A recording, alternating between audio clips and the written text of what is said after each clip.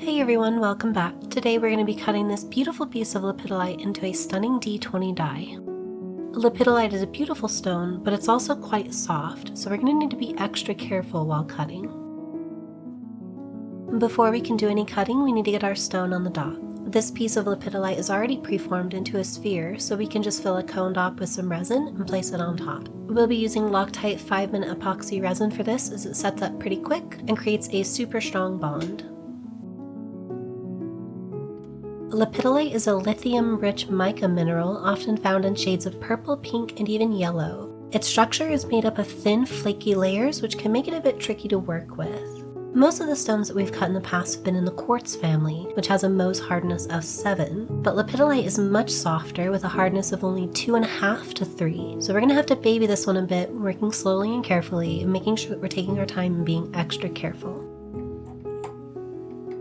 To help account for the lower level of hardness, we're going to cut this D20 with a beveled design. This will take stress off the sharp edges, prevent chipping and damage, and will help greatly extend the life of the D20. It also makes for a much flashier finish too.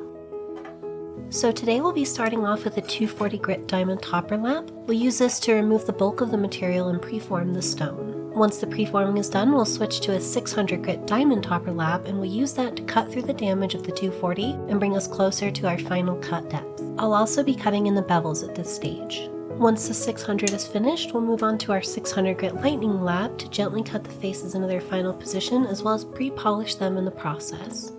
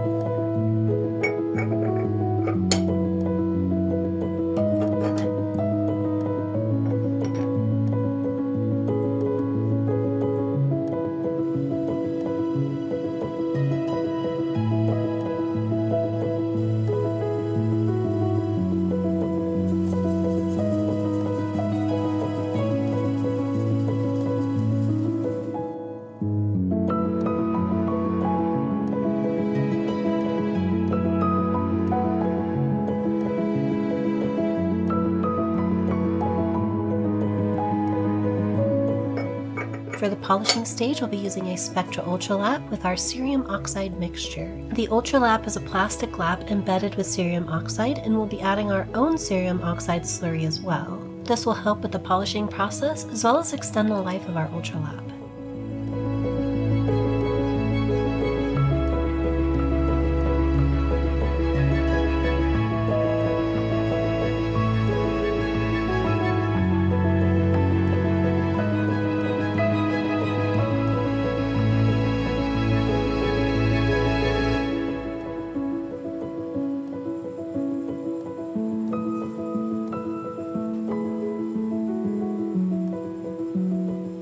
Here's our first side polish, and it's turning out beautifully. I love the texture that the different portions of crystal create with the polish. Now we'll swap the dop to the other side using our transfer jig and some more resin. Then we'll repeat the cutting and polishing steps for the second half.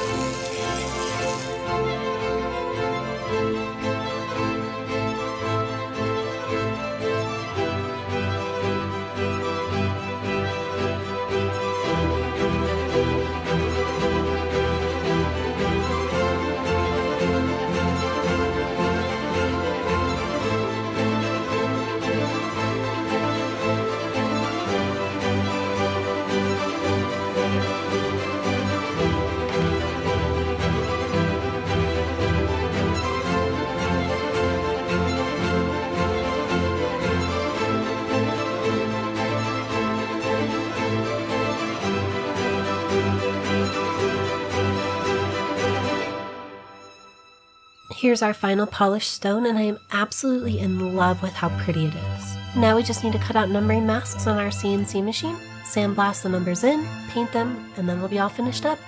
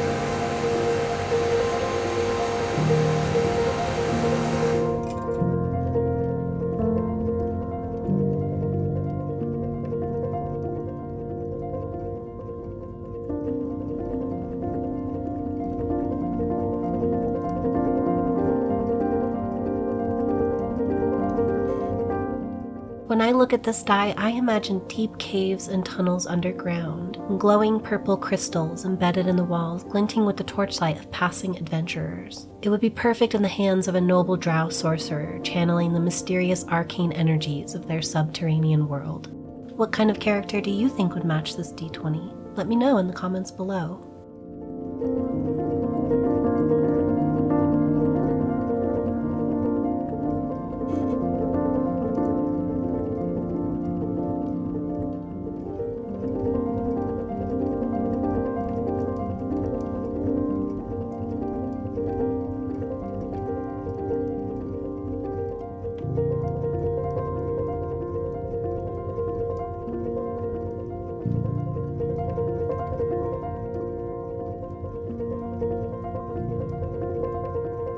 And here's the finished D20. I am beyond happy with how this turned out. This one is definitely a challenge, forcing myself to slow way down and work extra carefully, but the final result is absolutely worth it. If you enjoyed watching this D20 come to life, don't forget to hit the subscribe button and share the video. Your support means a lot and helps me to continue creating more content like this. Now on to the final shots.